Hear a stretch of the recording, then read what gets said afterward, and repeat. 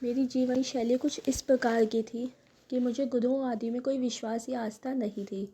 हालांकि बड़े भाई साहब महाराज कृपाल सिंह जी के सत्संग में जाया करते थे, परंतु मेरे मन में कभी भी नहीं आया कि मैं संतों के दर्शन करूं या सत्संग में जाऊं।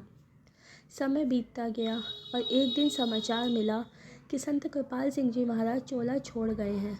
मेरे लिए कोई विशेष घटना नहीं थी। इसके बाद ये सुनने में आया कि संत कृपाल सिंह जी के स्थान पर संत दर्शन सिंह जी गद्दी पर बैठेंगे। मन में ये विरोध जागृत हुआ कि कैसे संत हैं कि बाप के बाद बेटे ने गद्दी संभाली। वैसे मैं आंतों और आमाशय के रोग से पीड़ित था और अपनी शारीरिक स्थिति के बारे में बड़ा चिंतित रहता था। महाराज कृपाल सिंह जी और दर्शन सिंह जी के फ़ोटो और कैलेंडर को ज़रूर मेरे भाई साहब के कमरे में देख रहे थे। एक बार का वाक़या है कि मैं अपनी ख़राब सेहत के बारे में और अपने बच्चों के बारे में चिंता करता हुआ सो गया। कुछ देर लेटने के बाद करवटें बदलता रहा, लेकिन चिंता के कारण नींद नहीं आ रही थी।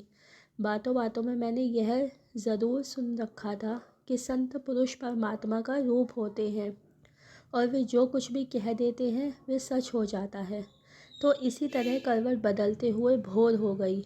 अचानक खुली आंखों से क्या देखता हूँ कि संत दर्शन सिंह जी महाराज एक छोटे से रूप में आकर मेरे पेट पर खड़े हो गए और मुझसे बोले, तुम्हारा समय आ गया है, तैयार हो जाओ।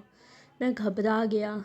मैंने अनायास ही महाराज जी के सामने हाथ जोड़ लिए और गिड़गिड़ाकर प्रार्थना करने लगा कि महाराज जी, मेरे बच्चे अभी छोटे हैं, आप कृपा कीजिए। भयवश थोड़ा सा विश्वास और श्रद्धा मेरे अंदर जागृत हुआ। महाराज जी ने इतना कहकर अंतर्ध्यान हो गए। मैं हड़बड़ा कर उठा और भाई साहब के पास पहुंचा और सारी घटना का ब्यौरा दिया। एक बार तो भाई साहब भी चिंता में पड़ गए, क्योंकि वो तो अच्छी तरह जानते थे कि गुरु अंतिम समय में ही लेने के लिए आता है। फिर भी मुझे सांत्वना देते हुए बोले, चिंता मत करो, महाराज जी से प्रार्थना करेंगे। शाम को हम दोनों भाई कृपाल आश्रम में पहुँचे। पता चला कि महाराज जी संगत को दर्शन दे चुके हैं और अपने निवास की तरफ जा रहे हैं। हम दोनों भाई शीघ्रता से आगे बढ़े और महाराज जी को उनके निवास की सीढ़ियों पर चढ़ते देखा। हमने पुकार की। महाराज जी ने हमारी तरफ देखा। भाई साहब ने आगे बढ़कर और नमस्तक होकर हुजूर से प्रार्थना की, महाराज जी, ये मेरा छोटा भाई है और इसे आज प्रातःकाल से दृश्य दिखाई दिया है।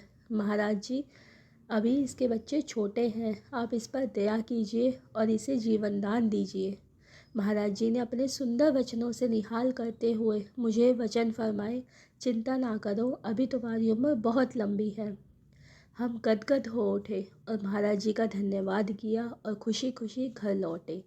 इसके बाद तो महाराज जी की दया कृपा निस दिन मेरे संग रही। मुझे नामदान मिला, मेरा सफल ऑपरेशन हुआ और हमें पुत्र रत्न की प्राप्ति हुई। और इसके पश्चात मेरे परिवार के सभी सदस्यों को एक एक करके महाराज जी ने नामदान की दौलत बख्शी। यह थी कृपा परम संत दयाल पुरुष संत दर्शन सिंह जी महाराज की। उनकी इस दया का सिलसिला आज तक अलीवर जारी है।